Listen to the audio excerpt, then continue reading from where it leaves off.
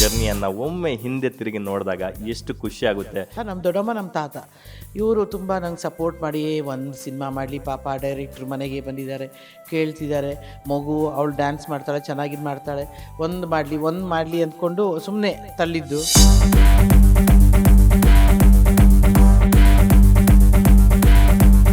ಅವ್ರು ನೋಡಿದಂಥ ಮೊದಲ ಸಿನಿಮಾ, ಹಂಗಾಗಿ ಅದಕ್ಕೆ ನ್ಯಾಷನಲ್ ಅವಾರ್ಡ್ ಬಂತ ಅಂತ. ಅಫ್ಕೋರ್ಸ್ ಅವರಿಂದನೇ ನಾನೆಲ್ಲ ಇಲ್ಲಿ ಭೂಮಿಗೆ ಬಂದಿದ್ದೇ ಕಾರಣನೇ ಅವರಲ್ಲ.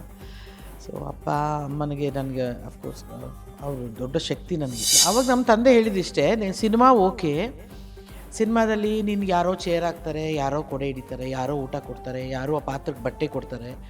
ಆದರೆ ರಾಜಕೀಯ ಆ ಥರ ಅಲ್ಲ. ನೀನು ರಸ್ತೆಯಲ್ಲಿ ಬಂದು ಕೆಲಸ ಮಾಡ್ತೀನಿ, ನಾನು ಕೆಲಸ ಮಾಡ್ತೀನಿ, ಇನ್ನೊಬ್ಬರಿಗೆ ನಾನು ಸಹಾಯ ಮಾಡ್ತೀನಿ, ಇನ್ನೊಬ್ಬರ ಕಷ್ಟಗಳಿಗೆ ನಾನು ಧ್ವನಿ ಆಗ್ತೀನಿ ಅಂಥದ್ದು ಆದರೆ ಮಾತ್ರ ನೀನು ಬಾ.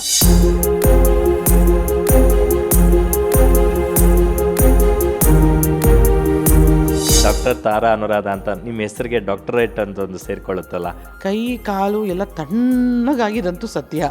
ನಾನು ಡಾಕ್ಟರೇಟ್ ತಗೊಳ್ಳೋದಿದೆಯಲ್ಲ, ಭವಿಷ್ಯ ನನಗೆ ಭಗವಂತ ಮಾಡಿದ ತುಂಬ ದೊಡ್ಡ ಆಶೀರ್ವಾದ ಅಂತ ನಾನು ಭಾವಿಸ್ತೀನಿ. ಯಾಕಂದರೆ ಅಷ್ಟು ಹೆಣ್ಮಕ್ಳು ಬರೆದು ಇದು ಮಾಡಿ ಓದಿ, ಅದು ಯಾರೊಬ್ಬರು ಅನುಕೂಲಸ್ಥರು ಮಕ್ಕಳಿಲ್ಲ ಅಲ್ಲಿ.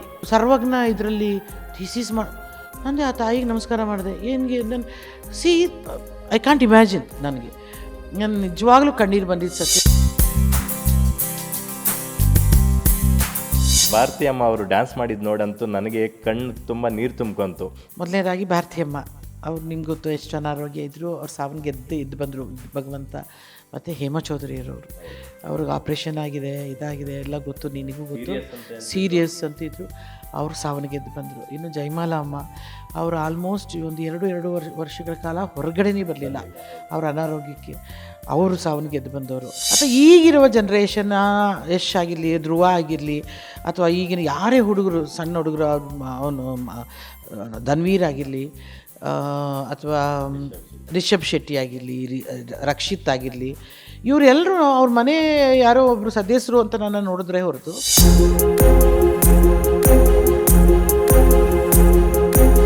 ಗ್ಯಾರಂಟಿ ಗ್ಯಾರಂಟಿ ಗ್ಯಾರಂಟಿ, ಸುದ್ದಿ ಖಚಿತ, ನ್ಯಾಯ ನಿಶ್ಚಿತ. ನಾನು ನಿಮ್ಮ ಬೀರಗನಹಳ್ಳಿ ಲಕ್ಷ್ಮೀನಾರಾಯಣ್.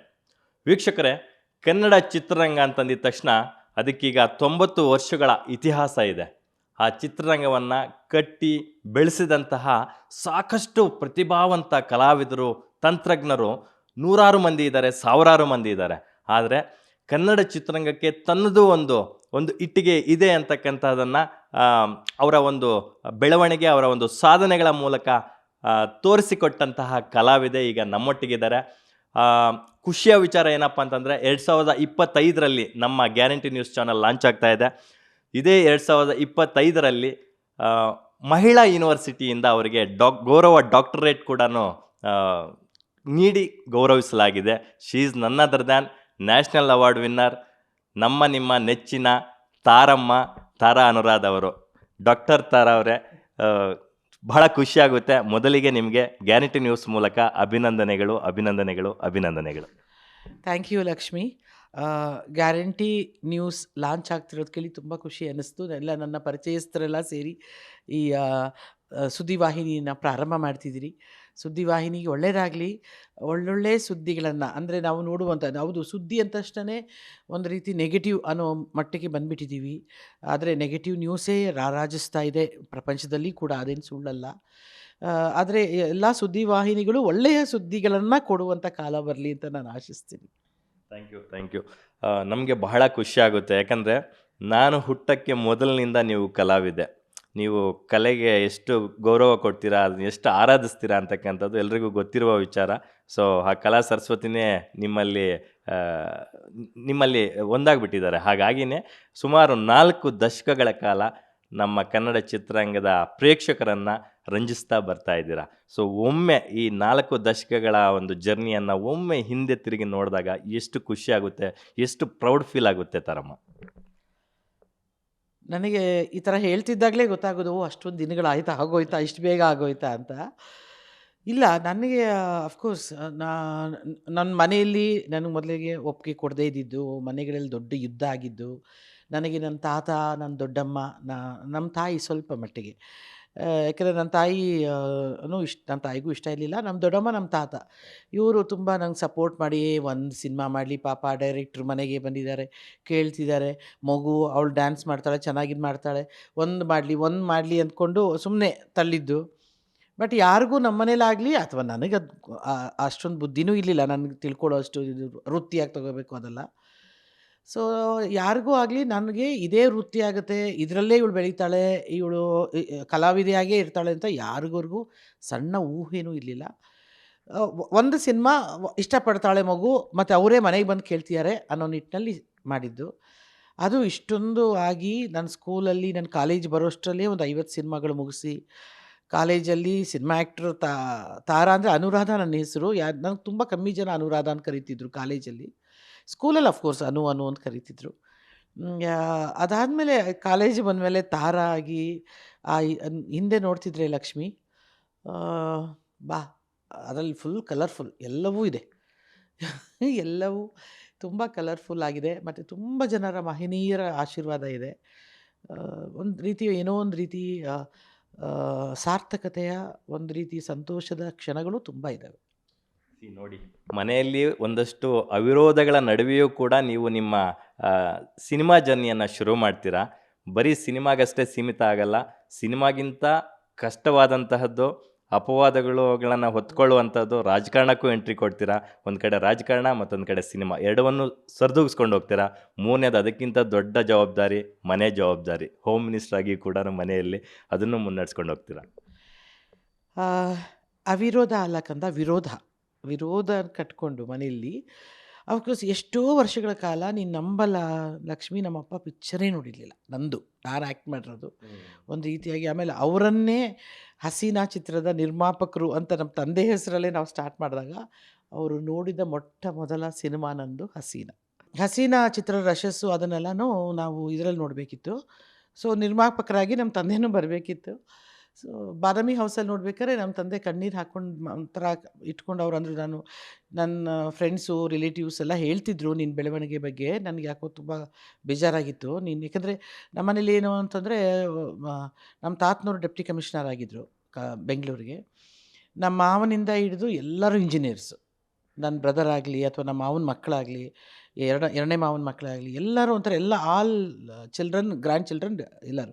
ನಮ್ಮ ತಂದೆಗೂ ನನ್ನನ್ನು ಇಂಜಿನಿಯರ್ ಮಾಡಬೇಕು ಅಂತಿತ್ತು ತುಂಬ. ಸೊ ಅದಕ್ಕೆ ಅವರಿಗೆ ನನ್ನ ಮಗಳು ಓದಲಿಲ್ವಲ್ಲ ಅಂತ ಕೋಪ ಮಾಡ್ಕೊಂಡಿದ್ರು ನನ್ನ ಮೇಲೆ. ಆವಾಗ ಅಂದರು, ಇಲ್ಲ ನಾನು ತುಂಬ ಖುಷಿ ಅನಿಸ್ತಾ ಇದೆ ನಿಂದು ಫಿಲಮೆಲ್ಲ ನೋಡ್ತೀನಿ ಅಂತ. ಆಮೇಲೆ ಆವಾಗ DVDಗಳನ್ನೆಲ್ಲ ತರಿಸ್ಕೊಂಡು ಮನೇಲಿ ನೋಡಿದ್ರು ನನ್ನ ಸಿನಿಮಾಗಳು, ಪ್ರೀವಿಯಸ್ ಸಿನಿಮಾಗಳು. ಆಮೇಲೆ ಅದಕ್ಕೆ ನ್ಯಾಷನಲ್ ಅವಾರ್ಡ್ ಬಂದಮೇಲಂತೂ ನಮ್ಮ ತಂದೆಗೆ ಅವ್ರ ಸಂತೋಷಕ್ಕೆ ಒಂಥರ ಪಾರವೇ ಇರಲಿಲ್ಲ. ಅಷ್ಟೊಂದು ಅಯ್ಯೋ ಅಂತ, ಯಾಕೆಂದರೆ ಅವರು ಒಂಥರ ಈಚ್ ಡೇ ಇರ್ತಾಯಿದ್ರು ಅಲ್ಲಿ. ನನಗೆ ಅನ್ನಿಸ್ತಾ ಇದೆ ಬಹುಶಃ ನಿಮ್ಮ ತಂದೆ ಅವರು ಹಸೀನಾ ಸಿನಿಮಾಗೂ ಬಿಫೋರೇ ಬೇರೆ ಯಾವುದಾದ್ರೂ ಸಿನಿಮಾಗಳು ನೋಡಿದರೆ ಅವುಗಳಿಗೆ ನ್ಯಾಷನಲ್ ಅವಾರ್ಡ್ ಬರ್ತಿತ್ತೋ ಏನೋ. ಅವ್ರು ನೋಡಿದಂಥ ಮೊದಲ ಸಿನಿಮಾ ಹಂಗಾಗಿ ಅದಕ್ಕೆ ನ್ಯಾಷನಲ್ ಅವಾರ್ಡ್ ಬಂತ ಅಂತ ಏನೋ ಹಂಗೆ ಅನ್ಕೋಬೋದು. ಅವ್ರ ಆಶೀರ್ವಾದನೇ ಇರಬಹುದು, ಅವ್ರ ಮನಸ್ಸಿನ ಆಶೀರ್ವಾದದಿಂದನೇ ಹಂಗೆ ಆಗಿರಬಹುದು. ಬಟ್ ಅಫ್ಕೋರ್ಸ್ ಅವರಿಂದನೇ ನಾನೆಲ್ಲ ಇಲ್ಲಿ ಭೂಮಿಗೆ ಬಂದಿದ್ದೇ ಕಾರಣನೇ ಅವರಲ್ವ. ಸೊ ಅಪ್ಪ ಅಮ್ಮನಿಗೆ ನನಗೆ ಅಫ್ಕೋರ್ಸ್ ಅವರು ದೊಡ್ಡ ಶಕ್ತಿ ನನಗೆ ಅವರೆಲ್ಲರೂ. ಅದಾದ ನಂತರದ ದಿನಗಳಲ್ಲಿ ಮತ್ತೊಂದು ಎರ ಶುರುವಾಗುತ್ತೆ, ಸಿಪಾಯಿ ಸಿನಿಮಾ ಟೈಮಲ್ಲಿ. ಆ ಸಿಪಾಯಿ ಸಿನಿಮಾದ ಆ ಪಾತ್ರ ಇವತ್ತಿಗೂ ಎಲ್ಲರನ್ನೂ ಈ 90s ಜನ್ರೇಷನ್ನವ್ರಿಗೆ ಇವತ್ತಿಗೂ ಆ ಪಾತ್ರ ತುಂಬ ಕಾಡುತ್ತೆ ನಿಮ್ಮದು. ಸೊ ಆ ಒಂದು ದಿನಗಳನ್ನ ನೆನೆಸ್ಕೊಳ್ಳೋದಾದರೆ ನನಗೆ ಆ ಸಿನಿಮಾ ನಾನು ಸ್ಟಾರ್ಟ್ ಮಾಡಿದ್ದು ಆವಾಗ ಒಂದು ಪುಟ್ಟ ಹುಡುಗಿಯ ಪಾತ್ರ, ಅತ್ಲಾಗೆ ಬಾಲನಟಿನೂ ಅಲ್ಲ, ಇತ್ಲಾಗೆ ಹೀರೋಯಿನ್ನೂ ಅಲ್ಲ, ಆ ಏಜಲ್ಲಿರುವಂಥ ಒಂದು ಮಗುವಿನ ಪಾತ್ರ ಸ್ಕೂಲಲ್ಲಿದ್ದಾಗ, ಹೈಸ್ಕೂಲಲ್ಲಿ. ಅದಾದಮೇಲೆ ಬೇರೆ ಬೇರೆ ಪಾತ್ರಗಳು, ಸಣ್ಣ ಸಣ್ಣ ಪಾತ್ರಗಳಿಂದ ಸ್ಟಾರ್ಟ್ ಆಯಿತು. ಆವಾಗ ರವಿ ಸರ್ ಸಿಪಾಯಿ ಶೂಟಿಂಗ್ ಅವ್ರದ್ದೇ ಪ್ರೊಡಕ್ಷನ್ನು, ಆಮೇಲೆ ದೊಡ್ಡ ಪ್ರೊಡಕ್ಷನ್ನು, ಚಿರಂಜೀವಿ ಎಲ್ಲ ಆ್ಯಕ್ಟ್ ಮಾಡಿರುವಂಥ ದೊಡ್ಡ ಸಿನಿಮಾ. ಅದರಲ್ಲಿ ಒಂದು ಪಾತ್ರ ಕೊಟ್ಟಾಗ ನಂಗೆ ಅಲ್ಲಿಂದ ಒಂಥರ ಹಾಡಾಗಲಿ, ಹಂಸಲೇಖ ಅವ್ರ ಹಾಡಾಗಲಿ, ಅದಕ್ಕಿಂತ ಮುಂಚೆ ಅಫ್ಕೋರ್ಸ್ ರಣರಂಗ, ವಜ್ರೇಶ್ವರಿ ಪ್ರೊಡಕ್ಷನಲ್ಲಿ ನಾನು ಮಾಡಿದ್ದ ಒಂದೆರಡು ಸಿನಿಮಾಗಳಲ್ಲಿ ತುಂಬ ದೊಡ್ಡ ಪಾತ್ರಗಳನ್ನೇ ಕೊಟ್ಟರು. ಅದು ಸಪೋರ್ಟಿಂಗ್ ರೋಲ್ ಆಗಿದ್ದರು, ಹೀರೋಯಿನ್ ಅಲ್ಲದಿದ್ದರು, ಹೀರೋಯಿನ್ಗೆ ಈಕ್ವಲೆಂಟ್ ಪಾತ್ರಗಳನ್ನು ಕೊಟ್ಟರು ನನಗೆ. ಅದಾದಮೇಲೆ ರವಿ ಸರ್ ವಜ್ರೇಶ್ವರಿ ಪ್ರೊಡಕ್ಷನಲ್ಲಿ ಬಂದೆ. ಆಮೇಲೆ ಅವ್ರು ನಿನ್ಗೆ ಗೊತ್ತಿದೆ ಆವಾಗ ಹಾಡುಗಳಿಗೆ ದೊಡ್ಡ ಮಾರ್ಕೆಟ್ ಏನು ತಂದುಕೊಟ್ಟಿದ್ದು ರವಿ ಸರ್ ಹಿಸ್ಟ್ರಿ ಅದು. ಅದು ಇತಿಹಾಸ. ಅಂಥ ಅವರ ಸಿನಿಮಾಗಳಲ್ಲಿ ಪಾತ್ರ ಮಾಡೋದು ನನ್ನ ಪುಣ್ಯ ಅಂತ ನಾನು ಭಾವಿಸ್ತೀನಿ. ಅದಾದ್ಮೇಲೆ ಒಂದು 2-3 ಸಿನಿಮಾಗಳಿಗೆ ನಾನಾಗೇ ನನ್ನ ದಿನಾಂಕಗಳು ಹೊಂದಾಣಿಕೆ ಆಗದೆ ಬಿಟ್ಟಿದ್ದಿದೆ ಇದೆ. ಅದರ್ವೈಸ್ ಅವ್ರ ಡೈರೆಕ್ಷನ್ ಅಂದರೆ ಈಗಲೂ ಖುಷಿ ಅನಿಸುತ್ತೆ, ಈಗಲೂ ಸಂತೋಷ ಅನಿಸುತ್ತೆ. ಆ ಥರದ ಪಾತ್ರಗಳು ನನಗೆ ಸಣ್ಣ ಪುಟ್ಟ. ಮೊದಲನೇದಾಗಿ ತುಂಬ ಎಲ್ಲ ಹೀರೋಸ್ಗೆ ತಂಗಿಯಾಗಿ ಪಾತ್ರ ಮಾಡಿದ್ದೀನಿ. ತುಂಬ ಜನ ಹೀರೋಸ್ಗೆ ಮಗಳಾಗೂ ಪಾತ್ರ ಮಾಡಿದ್ದೀನಿ.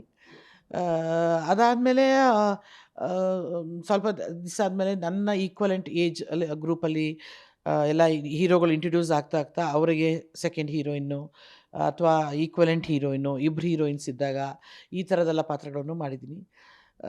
ನನ್ನ ಗ್ರಾಫ್ ಆ ಥರ ಒಂದು ಈ ಸಣ್ಣ ಪುಟ್ಟದಿಂದ ಪ್ರಾರಂಭ ಆಗಿ ಅದಾದಮೇಲೆ ಸಡನ್ನಾಗಿ ಬರಗು ರಾಮಚಂದ್ರಪ್ಪ ಅವರ ಡೈರೆಕ್ಷನಲ್ಲಿ ಕಲಾತ್ಮಕ ಚಿತ್ರಗಳು ಅಂತ ನಾವೇನು ಕರಿತೀವಿ ಅದರಲ್ಲಿ ಇಂಟ್ರೊಡ್ಯೂಸ್ ಆಗ್ತೀನಿ.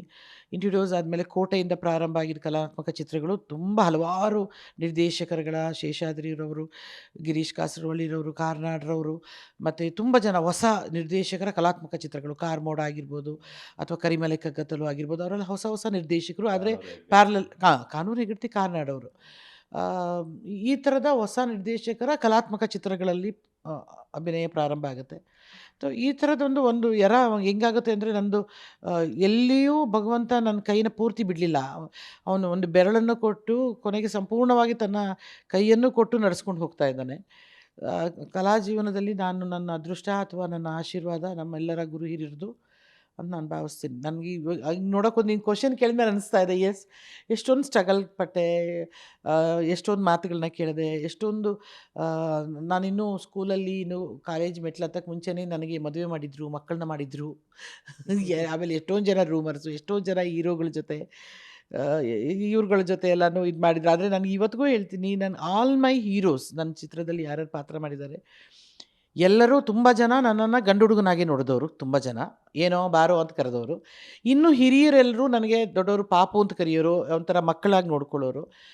ನನಗೆ ಒಬ್ಬರಾಗಲಿ ಅವ್ರ ಮನೆಯ ಸದಸ್ಯಳಾಗಿ ನೋಡಿದ್ರೆ ಹೊರತು ಎಲ್ಲ ಹೀರೋಗಳು ಅಥವಾ ಈಗಿರುವ ಜನ್ರೇಷನ್ನ ಯಶ್ ಆಗಿರಲಿ, ಧ್ರುವ ಆಗಿರಲಿ ಅಥವಾ ಈಗಿನ ಯಾರೇ ಹುಡುಗರು ಸಣ್ಣ ಹುಡುಗರು ಅವನು ಧನ್ವೀರ್ ಆಗಿರಲಿ ಅಥವಾ ರಿಷಬ್ ಶೆಟ್ಟಿ ಆಗಿರಲಿ, ರಕ್ಷಿತ್ ಆಗಿರಲಿ, ಇವರೆಲ್ಲರೂ ಅವ್ರ ಮನೆ ಯಾರೋ ಒಬ್ಬರು ಸದಸ್ಯರು ಅಂತ ನನ್ನ ನೋಡಿದ್ರೆ ಹೊರತು ಯಾವ ಚಿತ್ರರಂಗದ ನಾನು ಎದೆ ತಟ್ಕೊಂಡು ಹೇಳಬಲ್ಲೆ, ಚಿತ್ರರಂಗದ ಯಾವುದೇ ನಿರ್ಮಾಪಕ, ನಿರ್ದೇಶಕ ಅಥವಾ ಸಹ ಕಲಾವಿದರು ಯಾರಿಂದನೂ ಈ ಥರದ ಅಸಹ್ಯವಾದ ಘಟನೆಗಳು ನನ್ನ ಜೀವನದಲ್ಲಿ ನಡೆಯಲಿಲ್ಲ.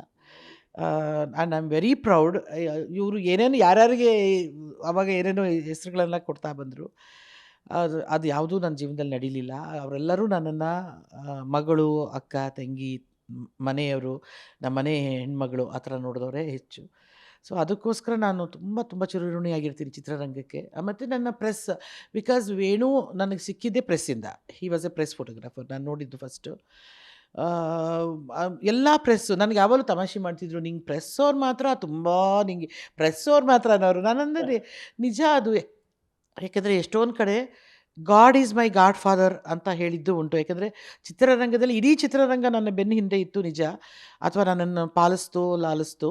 ಹಂಗಂತ ತಕ್ಷಣ ನನಗೆ ದೊಡ್ಡ ದೊಡ್ಡ ಕ್ಯಾರೆಕ್ಟ್ರನ್ನ ಕೊಟ್ಟು ದೊಡ್ಡ ದೊಡ್ಡ ಸಂಭಾವನೆ ಕೊಟ್ಟು ಆ ಥರದ್ದೇನೇ ಆಗಲಿಲ್ಲ. ಸಣ್ಣ ಸಣ್ಣ ಪಾತ್ರಗಳಿಂದ ನಾನು ಸ್ಟ್ರಗಲ್ ಮಾಡ್ತಾ ಇದು ಮಾಡ್ತಾ ಪ್ರೂವ್ ಮಾಡ್ತಾ ನಾನು ಕೂಡ ಅಭಿನಯ ಮಾಡಬಲ್ಲೆ ಅಂತ ಹೇಳ್ತಾನೆ ಬೆಳೆದವಳು ನಾನು. ಯಾಕೆಂದರೆ ಬೇರೆ ಬೇರೆ ನನ್ನ ಸಹ ಕಲಾವಿದೆಯರಿಗೆ ಹೋಲಿಸಿದಾಗ ಅವರೆಲ್ಲ ಹೀರೋಯಿನ್ ಆಗೇ ಬಂದಂಥವ್ರು, ಅಥವಾ ಒಂದೆರಡು ಸಿನಿಮಾಗಳಲ್ಲಿ ಸಣ್ಣ ಪುಟ್ಟ ಪಾತ್ರ ಮಾಡಿದ್ರು ಸಡನ್ನಾಗಿ ಹೀರೋಯಿನ್ ಆದವರು. ಅಂದರೆ ಯಾರೋ ಒಬ್ಬರು ಗಾಡ್ ಫಾದರು ಅಥವಾ ಸಂಸ್ಥೆ ಗಾಡ್ ಫಾದರ್ ಆಗೋ ಅವರ ಅದೃಷ್ಟದ ಪ್ರಕಾರ ಅವ್ರಿಗೆ ಇತ್ತು. ನನಗೆ ಅದ್ರ ಬಗ್ಗೆ ತುಂಬ ಸಂತೋಷ ಇದೆ, ನಾನು ಖಂಡಿತ ಬೇಜಾರಿಲ್ಲ. ಆದರೆ ನನಗೆ ಆ ಥರದ ಒಂದು ಸಂಸ್ಥೆ ಆಗಲಿ ಅಥವಾ ಆ ಥರದ ಒಬ್ಬ ಡೈರೆಕ್ಟರ್ ಆಗಲಿ, ಆ ಥರದ ಒಬ್ಬ ಪ್ರೊಡ್ಯೂಸರ್ ಆಗಲಿ, ನಾನು ಗಾಡ್ ಫಾದರ್ ತಾರನ್ಗೆ ಅಂತ ಯಾರೂ ಇರಲಿಲ್ಲ. ಅಂದರೆ ತುಂಬ ಜನ ಡೈರೆಕ್ಟರ್ಸ್ ಪಿಕ್ಚರಲ್ಲಿ ರಿಪೀಟಾಗಿ ಕೆಲಸ ಮಾಡಿದ್ದೀನಿ. ತುಂಬ ಜನ ಪ್ರೊಡ್ಯೂಸರ್ ಪಿಕ್ಚರಲ್ಲಿ ರಿಪೀಟೆಡ್ ಪ್ರೊಡಕ್ಷನಲ್ಲಿ ಕೆಲಸ ಮಾಡಿದ್ದೀನಿ. ಆ ಥರದ್ದು ನನಗೆ ಗಾಡ್ ಫಾದರ್ ಅಂತ ನಿಂತು ನನಗೆ ಬರೀ ಹೀರೋಯಿನ್ ಕ್ಯಾರೆಕ್ಟರ್ ಕೊಟ್ಟು ಬೆಳೆಸಿದ್ದಿಲ್ಲ. ಅದರಿಂದ ನನಗೆ ಅನಿಸುತ್ತೆ ಬಹುಶಃ ನನಗೆ ಭಗವಂತ, ಅದಕ್ಕೆ ನಾನು ಯಾವಾಗಲೂ god is my god father and press is my family ಅಂತ ಹೇಳ್ತಿದ್ದೆ. ಯಾಕೆಂದರೆ ಎಲ್ಲರೂ ಪ್ರೆಸ್ಸು ಯಾವುದೇ ನಾನು ಸಿನಿಮಾ ಮಾಡಿದ್ರು ತುಂಬ ಚೆನ್ನಾಗಿ ಅದಕ್ಕೆ ಒಂದು ಸಪೋರ್ಟ್ ಮಾಡ್ತಾ, ಬರೀತಾ, ಅಫ್ಕೋರ್ಸ್ ನೀವು ಅದೇ ಪತ್ರಿಕೆಯವರಲ್ವ ರೂಮರ್ಸು ಬರೆದಿದ್ದಾರೆ ಅಂದರೆ ಎಸ್ ಅಫ್ಕೋರ್ಸ್ ಆ ಥರದ್ದು ಈಗ ನೋಡಿದ್ರೆ ನಂಗೆ ನಗು ಬರುತ್ತೆ. ನಾನು ಯಾಕೆ ಆವಾಗೆಲ್ಲ ಇಷ್ಟೊಂದು ಅಳ್ತಾ ನಾನು ಒಂದು 3 ದಿನ ಊಟ ಬಿಟ್ಬಿಡ್ತಿದ್ದೆ, ತುಂಬ ಬೇಜಾರು ಮಾಡ್ಕೊಳ್ತಿದ್ದೆ, ಅಳ್ತಿದ್ದೆ. ಆಮೇಲೆ ನಮ್ಮ ಮನೇಲೆಲ್ಲ ಮತ್ತೆ ಬೈಗುಳ ಶುರುವಾಗೋದು ಸ್ಟಾರ್ಟ್. ಅದಕ್ಕೆ ಹೇಳಿದ್ದು ಸಿನಿಮಾ ಬೇಡ ಅಂತ. ಅದು ಒಂದು ಸಣ್ಣ ಚಾನ್ಸ್ ನಾನು ಬೇಜಾರಾದರೆ ಎಲ್ಲ ಎತ್ಕೊಳ್ಳೋರು. ಏನಕ್ಕೆ ಬೇಕಿತ್ತು ಸಿನಿಮಾ, ಏನಕ್ಕೆ ಬೇಕಿತ್ತು ಸಿನಿಮಾ ಅಂತೆಲ್ಲನೂ. ಯಾಕಂದರೆ ನಮ್ಮ ಮನೇಲಿ ಅನುಕೂಲವಾಗೇ ಇದ್ದರು. ಯಾರು ನನ್ನನ್ನು ಯಾವತ್ತೂ ಏಕೆಂದರೆ ಅಫ್ಕೋರ್ಸ್ ಆಗರ್ಭ ಶ್ರೀಮಂತರು ಅನ್ನೋಕ್ಕೆ ಸಾಧ್ಯ ಇಲ್ಲ. ಆದರೆ ಎಲ್ಲರೂ ಅಧಿಕಾರಿಗಳಾಗಿದ್ದರು. ಎಲ್ಲರೂ ಜೀವನ ನಡೆಸುವ ಮಟ್ಟಿಗೆ ಖಂಡಿತವಾಗ್ಲೂ ಅಪ್ಪರ್ ಮಿಡಲ್ ಕ್ಲಾಸ್ ಅಂತಲೇ ಹೇಳ್ಬೋದು ನಮ್ಮ ಕುಟುಂಬ. ನಮ್ಮ ಮನೇಲೂ ಕಾರುಗಳು ಎಲ್ಲ ಇದ್ವು. ಸೊ ನಾನೇನು ದುಡಿದು ನಮ್ಮ ಮನೆಯನ್ನ ಸಾಕೋದಂತಿರಲಿಲ್ಲ. ಸೊ ಹಾಗಾಗಿ ಬಟ್ ಆದರೂ ನಮ್ಮ ಮನೆಯವರು ಅದನ್ನೂ ಸಹಿಸ್ಕೊಂಡು ನಮ್ಮ ಅಪ್ಪ ಅಮ್ಮ ಅಥವಾ ನಮ್ಮ ಫ್ಯಾಮಿಲಿ ಇರಲಿ ಬಿಡು ಇರಲಿ ಬಿಡು ಇರಲಿ ಬಿಡು ಅಂದ್ಕೊಂಡು ಒಂಥರ ಜೊತೆ ಬಂದಿದ್ದಿದೆಯಲ್ಲ, ದಟ್ಸ್ ಗ್ರೇಟ್. ತಾರಮ್ಮ ಅವ್ರು ತಗೊಂಡಂಥ ಒಂದೊಂದು ಸ್ಟೆಪ್ ಕೂಡ ಅದೆಷ್ಟೋ ಮಂದಿ ಹೆಣ್ಮಕ್ಳಿಗೆ ಒಂದು ಎಕ್ಸಾಂಪಲ್ ಸೆಟ್ ಮಾಡಿದ್ದೀರ ನೀವು. ಏನಕ್ಕಂದರೆ ಒಂದು ಕಡೆ ಫಾದರ್ ಸಪೋರ್ಟ್ ಇರಲಿಲ್ಲ ಸಿನಿಮಾ ಇಂಡಸ್ಟ್ರಿಗೆ ಬರೋದಕ್ಕೆ, ಮತ್ತೊಂದು ಕಡೆ ಗಾಡ್ ಫಾದರ್ ಇರಲಿಲ್ಲ. ಆದರೂ ಕೂಡ 4 ದಶಕಗಳ ಒಂದು ಸುದೀರ್ಘ ದೊಡ್ಡ ಜರ್ನಿನೇ ಆಗಿದೆ. ಮುಂದಕ್ಕೂ ಅದು ಮುಂದುವರಿಯುತ್ತೆ. ಇದರ ಮಧ್ಯೆ ಸಿನಿಮಾಗಳ ಮಧ್ಯೆ ರಾಜಕಾರಣಕ್ಕೆ ಎಂಟ್ರಿ ಕೊಡ್ತೀರಾ. ರಾಜಕಾರಣಕ್ಕೆ ಗಾಡ್ ಫಾದರ್ ಯಾರು ಅಂತ? ಗಾಡ್ ಫಾದರ್ ಅಂತ ಹೇಳಕ್ಕೆ ಸಾಧ್ಯ ಇಲ್ದಿದ್ರು ನನ್ನನ್ನು ಅಂದರೆ ನಮಗೇನಾಗ್ತಿತ್ತು, ಕಲಾವಿದರು ನಿಂತ್ಕೊಳ್ಳೋರು. ಈಗ ಅಂಬರೀಷ್ ಅಣ್ಣ ನಿಂತ್ಕೊಳ್ಳೋರು ಎಲೆಕ್ಷನ್ಗೆ. ಅದ್ರ ಮಧ್ಯ ಶ್ರೀನಿವಾಸ ಮೂರ್ತಿ ಇರೋರು, ದೊಡ್ಡಣ್ಣ ಅವರು, ಜಯಂತಿ ಅಮ್ಮ ಅವರು, ಈ ಥರದ್ದೆಲ್ಲ ಕೆಲವರು ಕಲಾವಿದರು ಕಂಟೆಸ್ಟ್ ಮಾಡ್ತಿದ್ರು. ಆವಾಗ ಏನು ಮಾಡ್ತಿದ್ರು, ನಮಗೆ ಕಲಾವಿದರು ಅವರಾಗಿ ಪರ್ಸ್ನಲಾಗೂ ಕರೀತಾಯಿದ್ರು ನಮಗೆ, ಬನ್ನಿ ಪ್ರಚಾರಕ್ಕೆ ಅಂತೆಲ್ಲ. ನಾವು ಅವಾಗ ಎಲ್ಲ ಪ್ರಚಾರಗಳಿಗೆ ಹೋಗ್ತಾ ಇದ್ದಿದ್ದುಂಟು. ಇವಾಗನೇ ನಾನು ಜಯನಗರ ಮನೇಲಿ ಇದ್ದೀನಿ. ಇದೇ ಮನೆಯಲ್ಲಿ ಕೃಷ್ಣೇಶ್ ಶೆಟ್ಟರ್ ಅವರ ಚಿಕ್ಕಮ್ಮ ಅವರು ಇಲ್ಲಿ ಇದ್ದರು, ನಮ್ಮ ಬಾಡಿಗೆಗಿದ್ದರು ನಮ್ಮ ಮನೆಗೆ, ಅವ್ರ ಫ್ಯಾಮಿಲಿ. ಅಲ್ಲಿ ಕೃಷ್ಣೇಶ್ ಶೆಟ್ಟರು ಬರ್ತಿದ್ರು. ಕೃಷ್ಣೇಶ್ ಶೆಟ್ಟರು ಆವಾಗ ಇಂಡಿವಿಜುವಲ್ ಆಗಿ, ಅಂದರೆ ಯಾವುದೇ ಪಕ್ಷದಿಂದ ಗುರುತಿಸ್ಕೊಂಡಿರಲಿಲ್ಲ. ಅವರು ಎಲೆಕ್ಷನ್ ನಿಂತರು ಮಾಲೂರಲ್ಲಿ.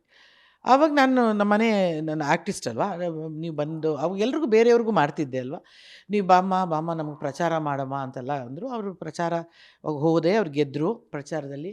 ಅದಾದಮೇಲೆ ಅವರು BJPಲಿ ಗುರುತಿಸ್ಕೊಂಡ್ರು. ಆವಾಗಲೂ ಪ್ರಚಾರ ಬಾಮ್ಮ ಅಂತ ಕರ್ಕೊಂಡು ಹೋದರು.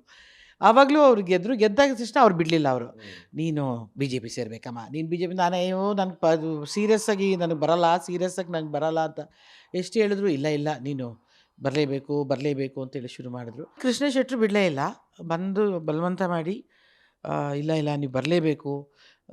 ಆಗಷ್ಟೇ BJP ಇದಕ್ಕೆ ಬಂದಿತ್ತು, ಸರ್ಕಾರ ಮಾಡ್ತಾಯಿತ್ತು. BJP ಮತ್ತು ಸಮ್ಮಿಶ್ರ ಸರ್ಕಾರ ಮಾಡ್ತಾಯಿತ್ತು. ಸೊ ಆವಾಗ ನಮ್ಮ ತಂದೆ ಹೇಳಿದಿಷ್ಟೇ, ನೀನು ಸಿನಿಮಾ ಓಕೆ, ಸಿನಿಮಾದಲ್ಲಿ ನಿನ್ಗೆ ಯಾರೋ ಚೇರ್ ಹಾಕ್ತಾರೆ, ಯಾರೋ ಕೊಡೆ ಹಿಡಿತಾರೆ, ಯಾರೋ ಊಟ ಕೊಡ್ತಾರೆ, ಯಾರೋ ಆ ಪಾತ್ರಕ್ಕೆ ಬಟ್ಟೆ ಕೊಡ್ತಾರೆ. ಆದರೆ ರಾಜಕೀಯ ಆ ಥರ ಅಲ್ಲ. ನೀನು ರಸ್ತೆಯಲ್ಲಿ ಬಂದು ನಾನು ಕೆಲಸ ಮಾಡ್ತೀನಿ, ಇನ್ನೊಬ್ಬರಿಗೆ ನಾನು ಸಹಾಯ ಮಾಡ್ತೀನಿ, ಇನ್ನೊಬ್ಬರ ಕಷ್ಟಗಳಿಗೆ ನಾನು ಧ್ವನಿ ಆಗ್ತೀನಿ ಅಂಥದ್ದು ಆದರೆ ಮಾತ್ರ ನೀನು ಬಾ ಅಂತ ಹೇಳಿದರು. ನಾನು ಮತ್ತು ಇವರು ಬಲವಂತ ಮಾಡೋದು ಅಂದೆ, ಇಲ್ಲ ಆಯಿತು ಬರ್ತೀನಿ, ಹೌದು ಹಾಕ್ತೀನಿ ಅಂತೆಲ್ಲ ಅವ್ರು ನಮ್ಮ ತಂದೆಗೆ ಹೇಳಿ ಬಂದೆ. ಆ ಥರ ಬಂದಾದಮೇಲೆ ನನಗೆ ಪಕ್ಷಕ್ಕೆ ಸೇರಾದಮೇಲೆ ಪಕ್ಷದ ಕೆಲಸ ಶುರು ಮಾಡಿಕೊಂಡೆ, ದುಡ್ದೆ. ಆಮೇಲೆ ಎಲೆಕ್ಷನ್ಸಲ್ಲಿ ಕೇಳಿದ್ರು, ಅಲ್ಲೆಲ್ಲ ಹೋದೆ. ನನಗೆ ಪಕ್ಷದಲ್ಲಾಗಲಿ ಅಥವಾ ಹೊರಗಡೆಗಾಗಿ ಅಧಿಕಾರಿಗಳು ಅಥವಾ ಜವಾಬ್ದಾರಿಗಳು ಇನ್ನು ಕೊಡಲಿಲ್ಲ ನನಗೆ.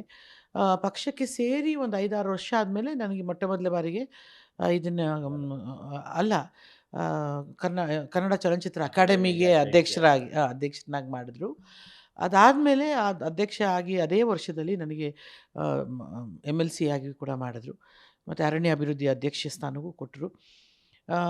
ನಾನು ಕೂಡ ಅಲ್ಲಿಯೂ ಕೂಡ ನನಗೆ ನಿಜವಾಗ್ಲೂ ನನಗೆ ಒಳ್ಳೆಯ ನಾಯಕರು ನನ್ನ ತಂದೆ ಸ್ಥಾನದಲ್ಲಿ ಅಣ್ಣ ತಮ್ಮಂದಿರ ಸ್ಥಾನದಲ್ಲಿ ನಿಂತು ನನಗೆ ಸಪೋರ್ಟ್ ಮಾಡಿದ್ದಾರೆ.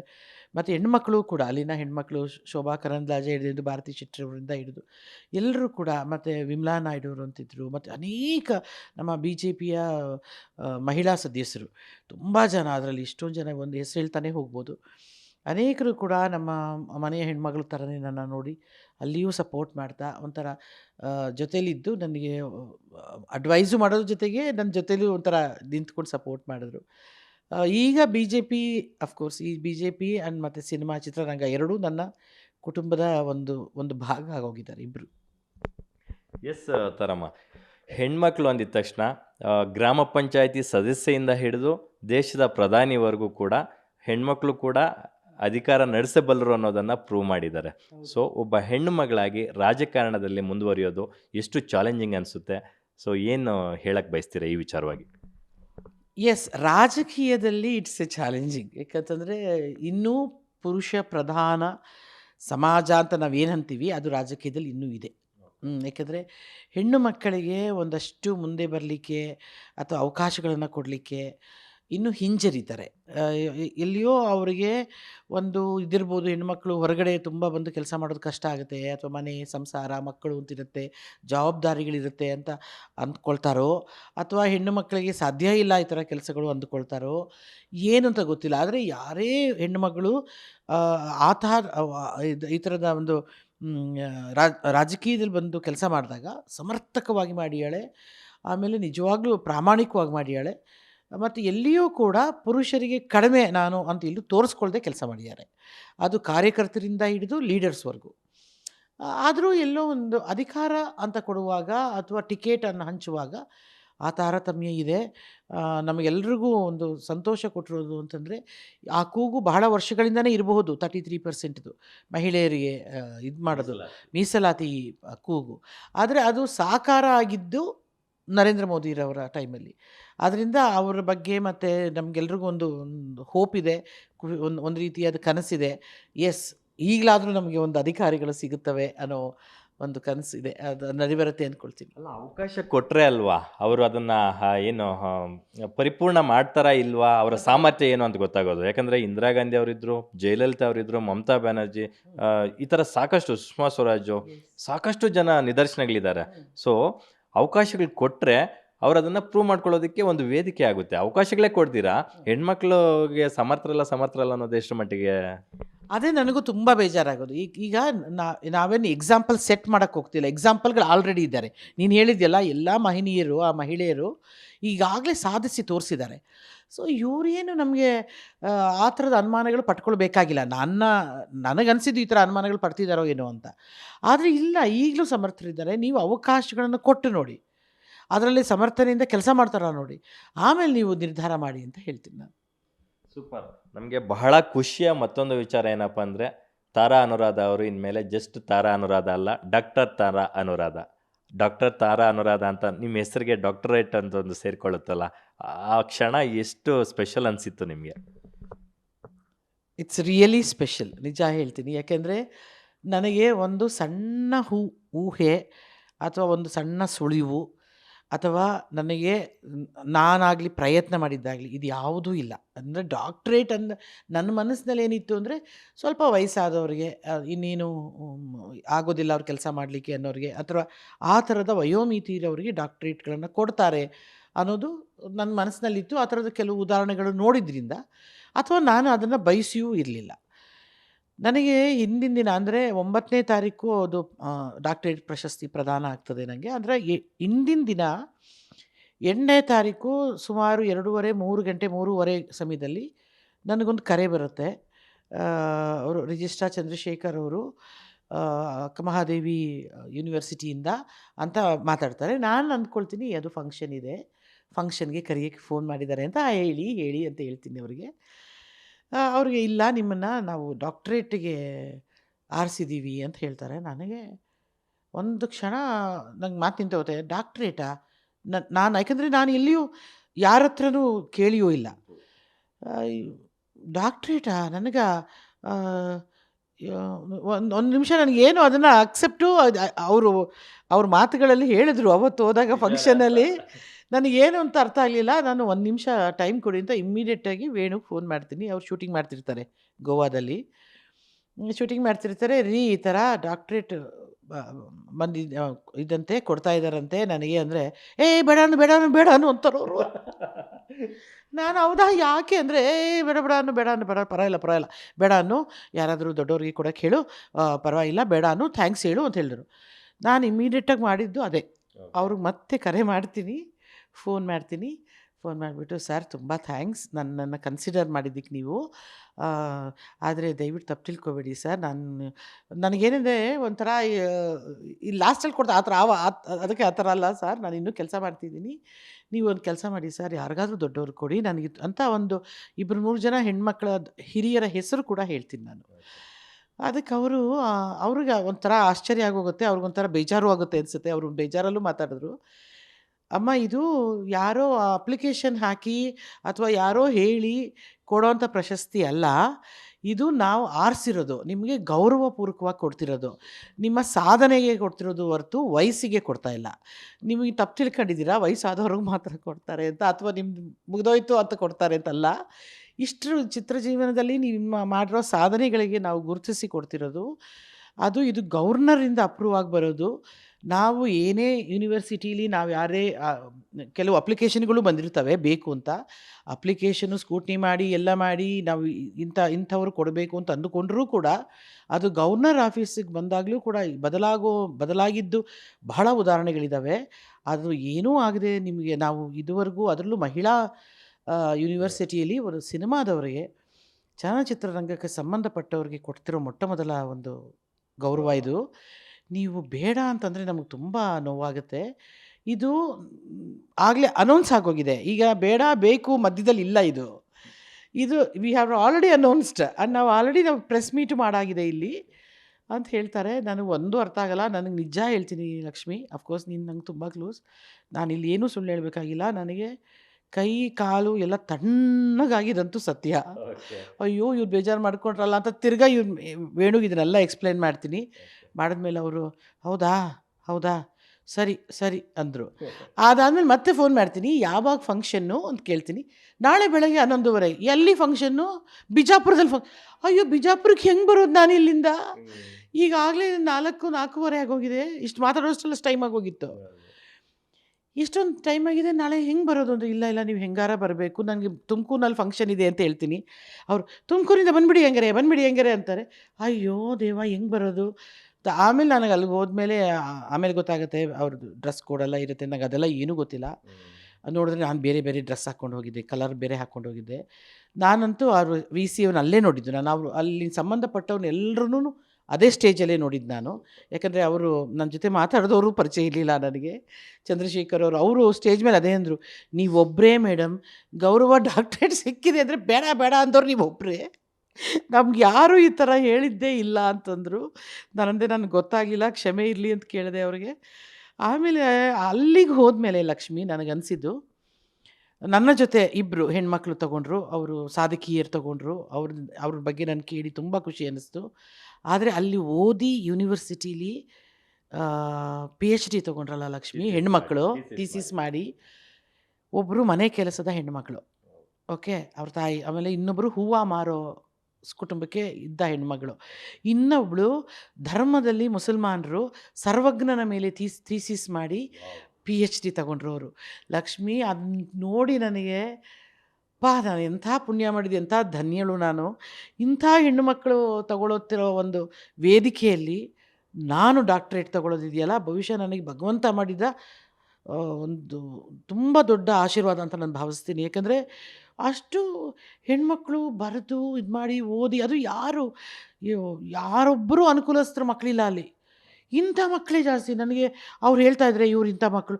ನಾನೊಬ್ಬ ಮುಸ್ಲಿಂ ಹೆಣ್ಮಗಳು ಫುಲ್ಲು ಇದನ್ನೆಲ್ಲ ಹಾಕ್ಕೊಂಡು ಬರ್ತಿದ್ದಾಳೆ. ಅವಳು ಸರ್ವಜ್ಞ ಇದರಲ್ಲಿ ಥೀಸಿಸ್ ನಂದೆ. ಆ ತಾಯಿಗೆ ನಮಸ್ಕಾರ ಮಾಡಿದೆ. ನಾನು ಐ ಕಾಂಟ್ ಇಮ್ಯಾಜಿನ್. ನಾನು ನಿಜವಾಗ್ಲೂ ಕಣ್ಣೀರು ಬಂದಿದ್ದು ಸತ್ಯ. ನನಗೆ ಹೆಚ್ಚು ಸಮಯ ಇರಲಿಲ್ಲ ಕಳಿಯೋಕ್ಕೆ, ಯಾಕಂದರೆ ಆವತ್ತು ರಾತ್ರಿಯೇ ಮತ್ತೆ ಬೆಳಗಾಮಿಂದ ನನಗೆ ಫ್ಲೈಟ್ ಇತ್ತು ವಾಪಸ್ಸು. ಸೊ ನಾನು ಬೇಗ ನನ್ನನ್ನು ಕಳಿಸ್ಕೊಡ್ಬೇಕಿತ್ತು. ಅವರೇ ಬಂದು ಯೂನಿವರ್ಸಿಟಿ, ನಿಮ್ಮ ವಿಮಾನ ಲೇಟ್ ಆಗ್ತಾ ಇದೆ, ನೀವು ದಯವಿಟ್ಟು ಬನ್ನಿ, ಇಲ್ಲಿಂದ ತಿರ್ಗಾ 3 ಗಂಟೆ ಪ್ರಯಾಣ ಇದೆ ಅಂತ ಎಬ್ಬಿಸಿ ಕಳಿಸಿದ್ರು. ಅಲ್ಲಿ ತನಕ ನಾನು ಮೈ ಮರೆತು ಆ ಹೆಣ್ಮಕ್ಳನ್ನ ನೋಡ್ತಾ ಇದ್ದೆ ನಾನು. ತುಂಬ ತುಂಬ ಸಂತೋಷ ಅನ್ನಿಸ್ತು. ಇದಕ್ಕಾಗಿ ನಾನು ಎಲ್ಲರನ್ನೂ ಸ್ಮರಿಸೋಕ್ಕೆ ಇಷ್ಟಪಡ್ತೀನಿ.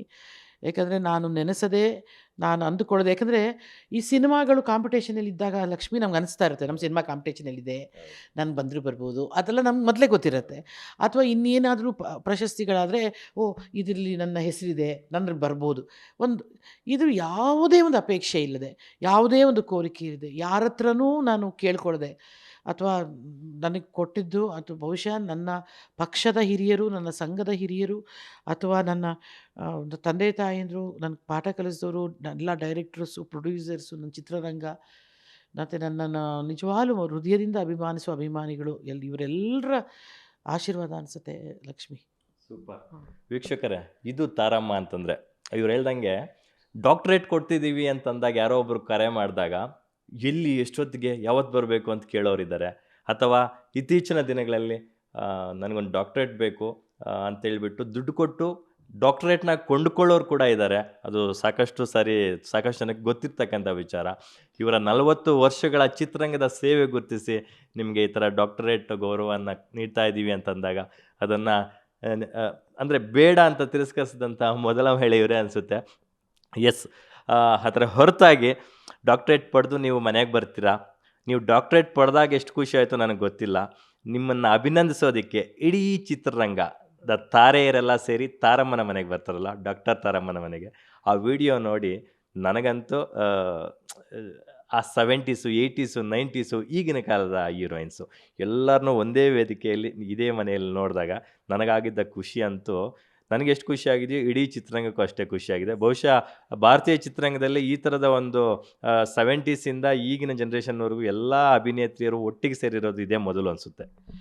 ಹೌದು, ಅದನ್ನು ನನಗೆ ಹಿರಿಯ ಪತ್ರಕರ್ತರ ಕುಮಾರ್ ಅವರಿಂದ ಗೊತ್ತಾಯಿತು. ನನಗೆ ಮಹಿಳಾ ಯೂನಿವರ್ಸಿಟಿಯಿಂದ ತಗೊಂಡಿದ್ದಕ್ಕೆ ಮಹಿಳೆಯರ ಜೊತೆ ಸಂಭ್ರಮಿಸಬೇಕು ಅಂತಿತ್ತು. ಅದರ್ವೈಸ್ ನನಗೆಲ್ಲ ಚಿತ್ರರಂಗದ ಪುರುಷರು ಮಹಿಳೆಯರು ಎಲ್ಲರೂ ಒಂದೇ. ಆದರೆ ಒಂದು ಸ್ಪೆಷಲ್ಲಾಗಿ ಮಹಿಳಾ ಯೂನಿವರ್ಸಿಟಿಯಿಂದ ಇದು ಈ ಥರದೊಂದು ನನಗೊಂದು ಪದವಿ ಸಿಕ್ಕಿದೆ. ಅದರಿಂದ ಇದನ್ನು ಮಣಿಗಳ ಜೊತೆನೇ ಮಾಡಬೇಕು ಅಂತಿತ್ತು ನನಗೆ. ನಾನು ಒಂದಷ್ಟು ಅಂದರೆ ನನಗೆ ಹತ್ತಿರವಾದವರು ಮತ್ತು ನನ್ನ ಜೊತೆ ಕೆಲಸ ಮಾಡಿದವರು ಮತ್ತು ನನಗೆ ಮನಸ್ಸಿಗೆ ಇದ್ದವರು ಮತ್ತು ತೀರಾ ಇತ್ತೀಚೆಗೆ ಹೆಣ್ಮಕ್ಳು ಕೆಲವು ಇಬ್ಬರು ಮೂರು ಜನ ಜೊತೆ ಕೆಲಸ ಮಾಡಿಲ್ಲ. ಆದರೂ ಒಂದಷ್ಟು ಸಮಾರಂಭಗಳಿಗೆ, ಒಂದಷ್ಟು ಕೆಲಸಗಳಿಗೆ, ಸಮಾಜಮುಖಿ ಕೆಲಸ ಮಾಡಿದಾಗ ಅವರೆಲ್ಲ ಹೆಣ್ಮಕ್ಳು ಕೈ ಜೋಡಿಸಿದ್ರು ನನಗೆ. ಅಂಥ ಹೆಣ್ಮಕ್ಳನ್ನೆಲ್ಲ ಕರಿಬೇಕು ಅಂತ ಆಯಿತು. ನಾನು ಕರೆದಿದ್ರಲ್ಲಿ ಒಬ್ಬರು ಇಬ್ಬರು, ಅಂದರೆ ಒಬ್ಬರು ಹಿಂದಿನ ದಿನ ಬರ್ತೀನಿ ಅಂತ ಹೇಳಿದರು. ಆದರೆ ನಾನು ಇರಲಿಲ್ಲ ಮನೆಯಲ್ಲಿ. ಇನ್ನೊಬ್ಬರು ಅವರು ಸ್ವಂತದವ್ರನ್ನ ಏನೋ ಕಳ್ಕೊಂಡಿದ್ರು, ಅವ್ರು ಬರೋಕ್ಕಾಗಲಿಲ್ಲ ಅನ್ನೋದು ಬಿಟ್ಟರೆ ಪ್ರತಿಯೊಬ್ಬರು ಬಂದರು. ನನಗೆ ತುಂಬ ತುಂಬ ಸಂತೋಷ ಅನ್ನಿಸ್ತು. ಆಮೇಲೆ ಕೆಲವರಂತೂ ನಾನು ಬರಬೇಕಾದ್ರೆ ನಾನು ಸ್ವಲ್ಪ ಹೊತ್ತಿಗೆ ಮಾತ್ರ ಬರ್ತೀನಿ, ನನಗೆ ಇನ್ನೊಂದು ಪ್ರೋಗ್ರಾಮ್ ಇದೆ ಅಂದ್ಕೊಂಡೆಲ್ಲ ಹೇಳಿದ್ರು. ಆಮೇಲೆ ಕೆಲವರು ನಾನು ಮನೆಗೆ ಹೋಗಬೇಕು. ಆದರೆ ಏನೂ ಆಗಲಿಲ್ಲ. ಇಲ್ಲಿ ಬಂದ ತಕ್ಷಣ ಎಲ್ಲರೂ ಇದ್ದು ಖುಷಿಯಿಂದ ನಮ್ಮ ಜೊತೆ ಸಮಯ ಕಳೆದು ಒಂಥರ ಅವ್ರ ಮನೆ ಥರ ಓಡಾಡಿಕೊಂಡು, ನಾನು ಬಳೆ ಶಾಸ್ತ್ರ ಅದೆಲ್ಲ ಇಟ್ಟಿದ್ದೆ. ಎಲ್ಲರೂ ಬಳೆ ತೊಡೋದ್ರಿಂದ ಭಾರತಿಯಮ್ಮ, ಹೇಮಾ ಚೌಧರಿರವರು, ಆಮೇಲೆ ಒಂದಷ್ಟು ಬಳೆಗಳನ್ನೂ ಕೈಗೆ ಇಟ್ಕೊಂಡು ನನ್ನ ಈ ಸೀರೆಗೆ ಮ್ಯಾಚ್ ಆಗುತ್ತೆ ಕಡೆ ಅಂತ. ಆಮೇಲೆ ಜೈಮಾಲ ಅಮ್ಮ, ನಾನು ಮದುವೆಗೆ ಈ ಥರ ಸೀರೆ ತಗೊಂಡಿದ್ದೀನಿ, ನಾನು ಈ ಬಳೆ ಅಂದರೆ ತುಂಬ ಖುಷಿ ಅನ್ನಿಸ್ತು ನನಗೆ. ಹಳೆಯ ಸಂಪ್ರದಾಯ ನಾವು ಮರೆತು ಬಿಟ್ಟಿದ್ವಿ, ಬಳೆ ತೊಡಸ್ಕೊಳ್ಳೋದು ಅದು ಎಲ್ಲನೂ ಬರೀ. ಆಮೇಲೆ ನಾನು ಪೂಜಾ ಅಂತ ಹೇಳಿ ಆ ಹುಡುಗಿಗೆ ಇದು ಕೊಟ್ಟಿದ್ದೆ. ಇದನ್ನೆಲ್ಲ ಅವಳೇ ಅಲಂಕಾರ ಮನೆಯದು ಅದೆಲ್ಲ ಮಾಡಿದ್ದಿದ್ದು ಪಾಪ. ಆ ಹುಡುಗಿ ಒಂದು ಆಟ ಆಡಿಸೋಣ ಅನ್ನೋ, ನಂದು ಆಟ ಬೇಡ, ಅವರವರ ಹಾಡನ್ನೇ ನೆನಪಿಸೋಣ. ಅವರೆಲ್ಲ ಮರ್ತೋಗಿರ್ತಾರೆ, ಎಷ್ಟೋ ವರ್ಷಗಳ ಹಿಂದೆ ಅವರು ಹಾಡಿಗೆ ಅದು ಡ್ಯಾನ್ಸ್ ಮಾಡಿರ್ತಾರೆ, ಮತ್ತು ಅವ್ರು ಹಾಡು ಹಾಕಿ ಅದನ್ನೇ ಡ್ಯಾನ್ಸ್ ಒಂಥರ ಹೇಳೋಣ, ಒಂಥರ ಖುಷಿ ಪಡ್ತಾರೆ ಅಂತ ಹೇಳಿ. ಅದರಲ್ಲಿ ನನಗೆ ತುಂಬ ಖುಷಿ ಅನಿಸಿದ್ದು. ಭಾರತಿಯಮ್ಮ ಎದ್ದೊಳಕ್ಕೆ ಭಾರತಿಯಮ್ಮ ಡ್ಯಾನ್ಸ್ ಮಾಡಿದ್ದು, ಹೇಮಾ ಚೌಧರಿಯವರು, ಸುಮಿತ್ರಮ್ಮ, ಜೈಮಾಲಾರವರು, ಶ್ರುತಿ, ಸುಧಾರಾಣಿ, ಮಾಳವಿಕಾ ಎಲ್ಲರೂ ಎಲ್ಲರೂ ಸಂತೋಷಪಟ್ಟಿದ್ದು. ಆಮೇಲೆ ಪೂಜಾ ಗಾಂಧಿ ಅಂತೂ ಪುನೀತ್ದು ಅವಳದು ಸಾಂಗಿಗೆ ಅಶ್ವಿನಿಯನ್ನು ಕರ್ಕೊಂಡು, ಪಾಪ ಅವ್ರು ತುಂಬ ಸಂಕೋಚ ಪಡ್ತಿದ್ರು. ಅವರನ್ನು ಕರ್ಕೊಂಡು ಬಂದು ಅವರು ಒಂಥರ ಪುನೀತ್ ರಾಜ್ಕುಮಾರ್ ಥರ ನಿಂತಿದ್ದು ಜೊತೆಯಲ್ಲಿ ಅವಳ ಜೊತೆ. ಆಮೇಲೆ ಸುಧಾ ನರಸಿಂಹರಾಜು ಅವ್ರ ತಂದೆ ಹಾಡಿಗೆ ಡ್ಯಾನ್ಸ್ ಮಾಡಿದ್ದು. ಆಮೇಲೆ ಇವಳು ತ್ರಿವೇಣಿ ಅವ್ರ ತಾಯಿ ಹಾಡಿಗೆ ಹೆಜ್ಜೆ ಹಾಕಿದ್ದು. ಮತ್ತು ಸಂಘವಿ ನಾವು ಮರ್ತೇ ಬಿಟ್ಟಿದ್ವಿ. ಸಂಘವಿ ನಮ್ಮ ದಿಗ್ಗಜರಲ್ಲೆಲ್ಲ ಹೀರೋಯಿನ್ ಮಾಡಿದ್ಲು ವಿಷ್ಣು ಸರ್ ಜೊತೆಗೆ. ಆ ಹುಡುಗಿ ಅವಳು ಡ್ಯಾನ್ಸ್ ಮಾಡಿದ್ದು. ಗುರುಕಿರಣ್ ಹೆಂಡತಿ ಗುರುಕಿರಣ್ ಸಂಬಂಧಪಟ್ಟ ಹಾಡಿಗೆ ಹೆಜ್ಜೆ ಹಾಕಿದ್ದು. ಈ ಥರದೆಲ್ಲ ಸುಧಾ ಬೆಲ್ವಾಡಿ ಅವಳು ಅಭಿನಯ ಮಾಡಿದ ಸಿನಿಮಾಗೆ, ವೀಣಾ ಸುಂದರ್ ಅವಳು ಅಭಿನಯ ಮಾಡಿದ ಸಿನಿಮಾದಲ್ಲಿ, ಮಾಳವಿಕಾ, ಅನುಪ್ರಭಾಕರ್ ಅಂತೂ ಅವಳು ನನ್ನನ್ನು ಓಡಾಡಿಸೇ ಬಿಟ್ಲು. ನಾನಂದೆ ಆ ಸಾಂಗಲ್ಲಿ ಹಂಗೆ ಓಡಿರೋದು, ನೀವು ಓಡಿ ಅಂತ. ಒಂಥರ ಮಾಲಾಶ್ರೀ ಅವಳು ಸಾಂಗಿಗೆ ಡ್ಯಾನ್ಸ್ ಮಾಡಿದ್ದು. ಮತ್ತು ಆ ಮಾಲಾಶ್ರೀ ಜೊತೆ ಎಲ್ಲ ಹೀರೋಯಿನ್ಸು ಎದ್ದು ಡ್ಯಾನ್ಸ್ ಮಾಡಿದ್ದು.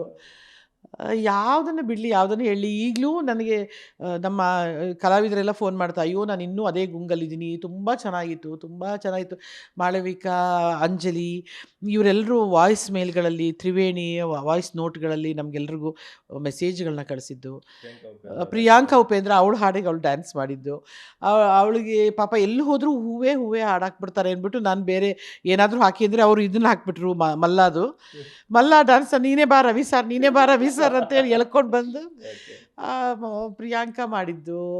ಯಾವುದನ್ನು ಹೇಳಲಿ, ಯಾವುದನ್ನು ಬಿಡಲಿ, ಒಬ್ರದ್ದು ನಾನು ಬಿಡೋಕ್ಕಲ್ಲ. ಮನೆ ಇದ್ರ ಮಧ್ಯದಲ್ಲಿ ಸುಧನ್ನ ಮಗಳು, ಅವಳಂತೂ ಅವಳು ಒಳ್ಳೆ ಡ್ಯಾನ್ಸರು, ಭರತನಾಟ್ಯ. ಅವಳಿಗೆ ಈಗ ತಾನೇ ಅರಂಗಿಟ್ರಮು ಎಲ್ಲ ಆಗಿದೆ, ಸುಧಾರಾಣಿ ಅವರ ಮಗಳು. ಅವಳು ಈ ನಮ್ಮ ಹೀರೋಯಿನ್ಸ್ ಜೊತೆ ಡ್ಯಾನ್ಸ್ ಮಾಡಿದ್ದು.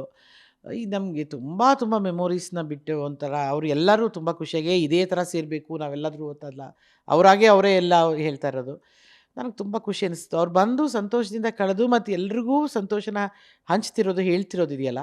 ಮತ್ತು ಅವ್ರು ಸೋಷಿಯಲ್ ಮೀಡಿಯಾದಲ್ಲೂ ಅವ್ರು ಹಾಕ್ಕೊಳ್ತಿರೋದು, ವಾಯ್ಸ್ ನೋಟ್ ಹಾಕ್ಕೊಳ್ಳೋದು.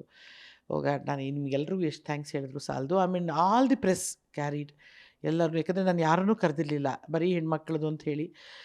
ಸೊ ನಾನು ಪ್ರೆಸ್ನೂ ಕರೆದಿರಲಿಲ್ಲ. ಬಟ್ ಆದರೆ ಯಾರೂ ಅದನ್ನು ಬೇಜಾರು ಮಾಡ್ಕೊಳ್ಳದೆ ಎಲ್ಲರೂ ತಮ್ಮ ತಮ್ಮ ಚಾನಲ್ಗಳಲ್ಲಿ, ತಮ್ಮ ತಮ್ಮ ಪೇಪರ್ಗಳಲ್ಲಿ ಪ್ರಕಟ ಮಾಡಿ ಸಪೋರ್ಟ್ ಮಾಡಿದ್ದು. Just love you all. Yes ತರಮ್ಮ, ನನಗೂ ಬಹಳ ಖುಷಿ ಆಯ್ತು ಆ ವಿಡಿಯೋ ನೋಡಿ. ಅಷ್ಟು ಜನನ ನೀವು ಈ ಮನೆಗೆ ಕರೆಸಿ ಅವ್ರಿಗೆ ಆತಿಥ್ಯ ಮಾಡಿ ಕಳಿಸಿದ್ದು, ಅವ್ರು ನಿಮಗೆ ಅಭಿನಂದಿಸಿದ್ದು ಅದೆಲ್ಲನೂ.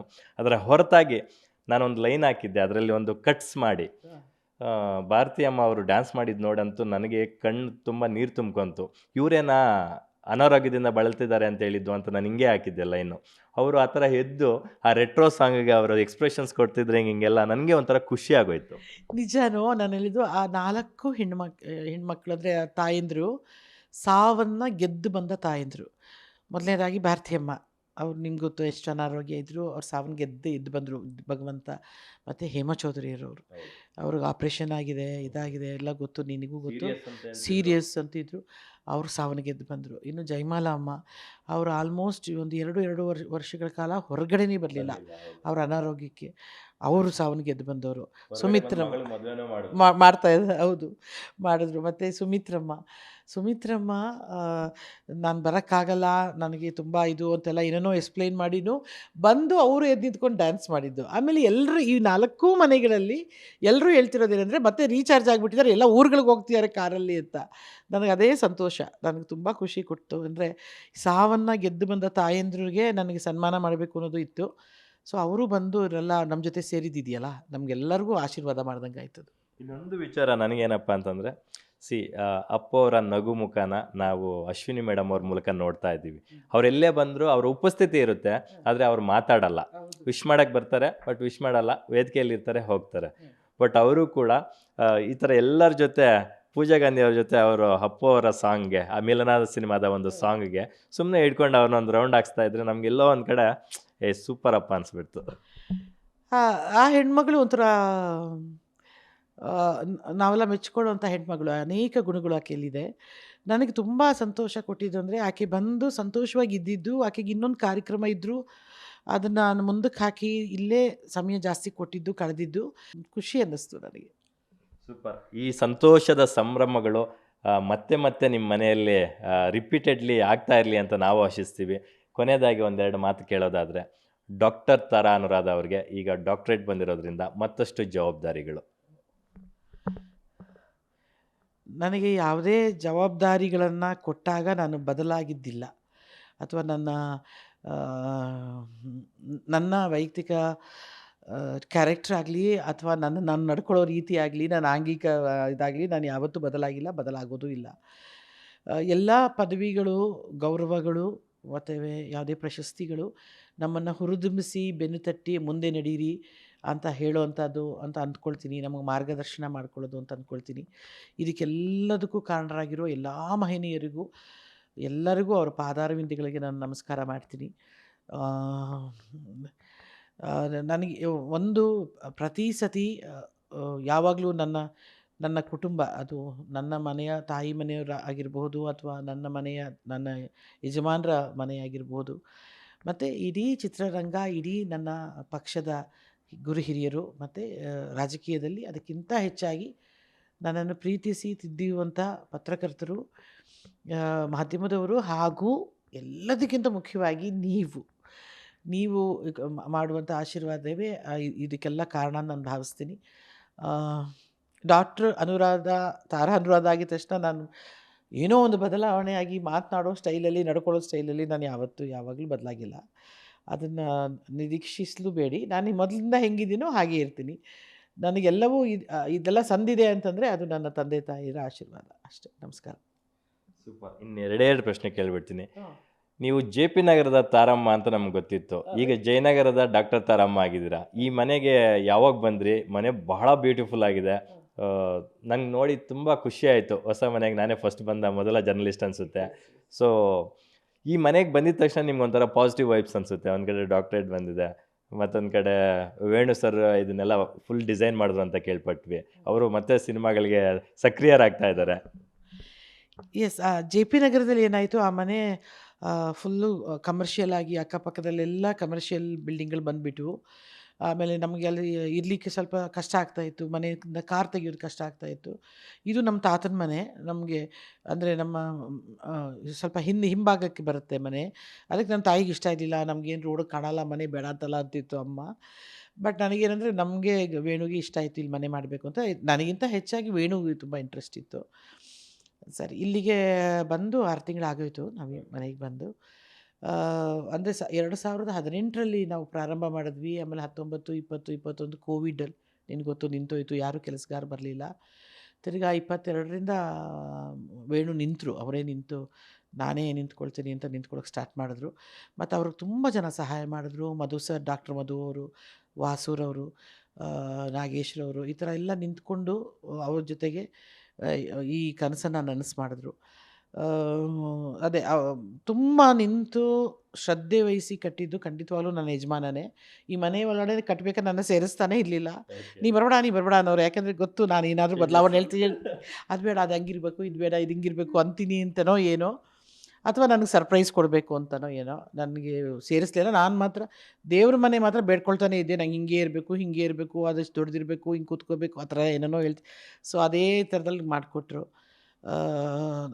ಅಫ್ಕೋರ್ಸ್ ಸಾಲಗಳು ಮಾಡಿದ್ವಿ, ನ್ಯಾಚುರಲಿ ಎಲ್ಲರೂ ಮಾಡಿರ್ತಾರೆ ಅದು.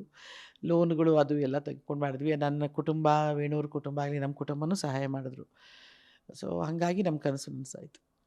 ಸೂಪರ್ ತಾರಮ್ಮ, ಭಾಳ ಖುಷಿ ಆಯ್ತು ನಿಮ್ಮ ಜೊತೆ ಮಾತಾಡಿ ಇಷ್ಟೊತ್ತು. ಪ್ರತಿಯೊಬ್ಬರಿಗೂ ತಮ್ಮ ಜೀವಮಾನದಲ್ಲಿ ಎಷ್ಟೇ ಸಾಧಿಸಿದ್ರು ಕೂಡ ನನಗೆ ಇನ್ನೂ ಏನೋ ಒಂದು ಮಾಡಬೇಕನ್ಸುತ್ತೆ ಅಂಥದ್ದು ಏನೋ ಒಂದು ಸಣ್ಣ ಕೊರಗಿದ್ದೇ ಇರುತ್ತೆ. ನಿಮಗೆ ರಾಜಕಾರಣ ಮತ್ತು ಸಿನಿಮಾದಲ್ಲಿ ಇನ್ನೂ ಏನು ಮಾಡಬೇಕು ಅಂತ ಒಂದು ಡ್ರೀಮ್ ಪ್ರಾಜೆಕ್ಟು ಅಥವಾ ಒಂದು ಡ್ರೀಮ್ ರೋಲು ಅಥವಾ ಒಂದು ಡ್ರೀಮು ಪದವಿ ಅನ್ನೋದಿರುತ್ತೆ, ಆ ಥರದ್ದು ಏನಿದೆ ಅಂತಕ್ಕಂಥದ್ದು ಲಾಸ್ಟಿಗಲ್ಲ ಫಸ್ಟಿಗೂ ಅದು ಸಿನಿಮಾ ಪಾತ್ರಗಳು ನನಗೆ ಇನ್ನಿಷ್ಟು ಗಟ್ಟಿ ಪಾತ್ರಗಳನ್ನು ಮಾಡಬೇಕು ಅಂತ ಆಸೆ, ಇನ್ನಿಷ್ಟು ಅರ್ಥಪೂರ್ಣವಾದ ಪಾತ್ರಗಳು ಮಾಡಬೇಕು ಅಂತ ಆಸೆ, ಇನ್ನಿಷ್ಟು ಸಾಧನೆಗಳನ್ನು ಮಾಡಬೇಕು ಅಂತ ಆಸೆ ಆ ಪಾತ್ರಗಳ ಮೂಲಕ. ರಾಜಕೀಯ ರಂಗದಲ್ಲಿ ದಯಮಾಡಿ ನನ್ನ ಪಕ್ಷದವರು ಏನಾದರೂ ಅವಕಾಶ ಮಾಡಿಕೊಟ್ರೆ ಅದರಲ್ಲಿ ನಾನೇನು ಕೆಲಸ ಮಾಡ್ಬೋದು, ನನ್ನ ಪಕ್ಷವನ್ನು ಎಷ್ಟು ಗಟ್ಟಿ ಮಾಡ್ಬೋದು, ಅಥವಾ ನನ್ನ ದೇಶಕ್ಕೆ, ರಾಜ್ಯಕ್ಕೆ, ಜನತೆಗೆ ಏನು ಒಳ್ಳೇದು ಮಾಡಬಹುದು ಅಂತ ತೋರಿಸ್ಕೊಡ್ಬೇಕು ಅಂತ ಆಸೆ. ಅಂದರೆ MLA ಆಗಬೇಕು ಅನ್ನೋದನ್ನ ಹೇಳ್ತಿದ್ರೆ ಇಂಡೈರೆಕ್ಟಾಗಿ ಏನು ಅಂತ ಗೊತ್ತಿಲ್ಲ ನನಗೆ. ನಾನು ಇಂಥ ಪದವಿ ಅಂಥ ಪದವಿ ಅಂತ ಹೇಳಲಾರೆ. ಅವಕಾಶಗಳು ಹೆಣ್ಣುಮಕ್ಕಳಿಗೆ ಸಿಗಬೇಕು. ಆ ನಿಟ್ಟಿನಲ್ಲಿ ನಾನೊಬ್ಬ ಹೆಣ್ಮಗಳಾಗಿ ನೀನು ನನ್ನನ್ನೇ ಕೇಳಿದ್ದಕ್ಕೆ ನಾನು ಹೇಳಿದೆ, ನನಗೆ ಅಂಥ ಅವಕಾಶಗಳು ನಾನು ಸಿಗುವಂಥದ್ದಾಗಬೇಕು. Thank you so much. ಸಾಕಷ್ಟು ವಿಚಾರಗಳು ನಮ್ಮ ಜೊತೆ ಶೇರ್ ಮಾಡ್ಕೊಂಡ್ರಿ. ನಮ್ಮ ಗ್ಯಾರಂಟಿ ನ್ಯೂಸ್ ಪರವಾಗಿ ನನ್ನ ವೈಯಕ್ತಿಕವಾಗಿ ನಿಮಗೆ ಮತ್ತೊಮ್ಮೆ ಅಭಿನಂದನೆಗಳು ತಾರಮ್ಮ.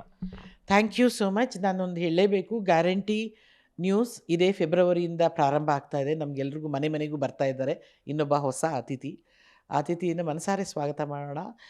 ಮನೆಗಳಲ್ಲಿ, ಮನಸ್ಸುಗಳಲ್ಲಿ ತುಂಬಿಕೊಳ್ಳೋಣ. ನಿಮ್ಮಿಂದ ಒಳ್ಳೊಳ್ಳೆ, ಆಗಲೇ ಹೇಳಿದೆ ನಾನು, ಒಳ್ಳೊಳ್ಳೆ ಸುದ್ದಿಗಳು, ನಿಜವಾದ ಸುದ್ದಿಗಳು, ದಿಟ್ಟವಾದ ಸುದ್ದಿಗಳು ನಮಗೆಲ್ರಿಗೂ ತಲುಪುವಂಥದ್ದಾಗಲಿ, ಮಾರ್ಗದರ್ಶನ ಮಾಡುವಂಥದ್ದಾಗಲಿ. ಏಕೆಂದರೆ ಇತ್ತೀಚಿನ ಸುದ್ದಿವಾಹಿನಿಗಳು ಬರೀ ಸುದ್ದಿವಾಹಿನಿಗಳಾಗಷ್ಟೇ ಇಲ್ಲ, ಎಷ್ಟೋ ವಿಚಾರಗಳಲ್ಲಿ ಮಾರ್ಗದರ್ಶನ ಮಾಡುವಷ್ಟರ ಮಟ್ಟಿಗೆ ಬೆಳೆದು ನಿಂತಿದ್ದೀರಿ. ನಮಗೊಂಥರ ಖುಷಿ ಅನಿಸುತ್ತೆ, ಅರೆ ಹೌದಲ್ವಾ, ಇದು ಹಿಂಗೆ ಮಾಡಬೇಕಲ್ವಾ ಅನ್ನೋ ಥರದಲ್ಲಿ. ಆ ನಿಟ್ಟಿನಲ್ಲಿ ಕೂಡ ನಿಮ್ಮ ವಾಹಿನಿ ಕೆಲಸ ಮಾಡಲಿ, ಚೆನ್ನಾಗಿ ಹೆಸರು ತಗೊಳ್ಳಿ ಅಂತ ಹಾರೈಸ್ತೀನಿ. Thank you ತಾರಮ್ಮ. ವೀಕ್ಷಕರೇ, ನೋಡಿದ್ರಲ್ಲ ಡಾಕ್ಟರ್ ತಾರಾ ಅನುರಾಧ ಅವರ ಮನದಾಳದ ಮಾತುಗಳನ್ನು. ನನಗಂತೂ ಬಹಳ ಖುಷಿ ಆಯಿತು. ನನಗೆ ಇಷ್ಟವಾದಂತಹ ಕಲಾವಿದೆ ಕೂಡ ಹೌದು. ನಾನು ಪ್ರೀತಿಯಿಂದ ಅಕ್ಕ ಅಂತ ಕರಿತೀನಿ. ಅವರು ನನ್ನ ತಮ್ಮನ ರೀತಿ ಭಾವಿಸ್ತಾರೆ ಪ್ರತಿ ಇದರಲ್ಲೂ ಕೂಡ. ಏನೇ ಇದ್ದರೂ ಅಂದರೆ ಸಿನಿಮಾ ಆಗಲಿ, ಸಿನಿಮೇತರವಾಗಲಿ ಯಾವಾಗಲೂ ಟಚ್ಚಲ್ಲಿ ಇರ್ತಕ್ಕಂಥ ಒಂದು ಜೀವ ಅದು. ಅಂದರೆ ನಮಗೆ ಒಂಥರ ಮೋರ್ ದ್ಯಾನ್ ಫ್ಯಾಮಿಲಿ ಇಂಡಸ್ಟ್ರಿ ಅನ್ನೋದಕ್ಕಿಂತ ಹೆಚ್ಚಾಗಿ. ಹಾಗಾಗಿ ಅವರಿಗೆ ಡಾಕ್ಟ್ರೇಟ್ ಸಿಕ್ಕಿದ್ದು ನನಗೆ ವೈಯಕ್ತಿಕವಾಗಿ ಬಹಳ ಖುಷಿಯಾಯಿತು. ನಮ್ಮ ಕನ್ನಡ ಚಿತ್ರರಂಗದಲ್ಲಿ ತರಮ್ ಅವರೊಟ್ಟಿಗೆ ಮತ್ತಿಬ್ಬರು ಕಲಾವಿದರಿಗೆ, ದೊಡ್ಡ ಕಲಾವಿದರಿಗೆ ಡಾಕ್ಟ್ರೇಟ್ ಬಂದಿದೆ. ಸಾಧು ಕೋಕಿಲ ಅವರು ಇನ್ಮೇಲೆ ಡಾಕ್ಟರ್ ಸಾಧು ಕೋಕಿಲ ಆಗ್ತಾ ಇದ್ದಾರೆ. ಮತ್ತೊಮ್ಮೆ ಗಿರಿಜಾ ಲೋಕೇಶ್ ಅವರು, ಡಾಕ್ಟರ್ ಗಿರಿಜಾ ಲೋಕೇಶ್ ಅವರಾಗಿ ಅವರು ಒಂದು ಪ್ರಶಸ್ತಿಯನ್ನು ಅಂದರೆ ಪ್ರದಾನವನ್ನು ಅಂದರೆ ಪಡಿತಾ ಇದ್ದಾರೆ. ಸೊ ಹಾಗಾಗಿ ಇವರು ಮೂವರಿಗೂ ಕನ್ನಡ ಚಿತ್ರರಂಗದ ಮೂವರು ದೊಡ್ಡ ಕಲಾವಿದರಿಗೆ ಈ ಥರದ ಒಂದು ಗೌರವ ಸಂದಿರ್ತಕ್ಕಂಥದ್ದು ಖುಷಿಯ ವಿಚಾರ. ಇದಾಗಿತ್ತು ತರಮ್ ಅವರೊಟ್ಟಿಗಿನ ಮನದಾಳದ ಮಾತುಗಳು. ಕ್ಯಾಮ್ರಾ ಪರ್ಸನ್ ಗಿರಿಬಾಬು ಜೊತೆ ಲಕ್ಷ್ಮೀನಾರಾಯಣ್, ಬೆಂಗಳೂರು. ಗ್ಯಾರಂಟಿ ನ್ಯೂಸ್, ಸುದ್ದಿ ಖಚಿತ, ನ್ಯಾಯ ನಿಶ್ಚಿತ.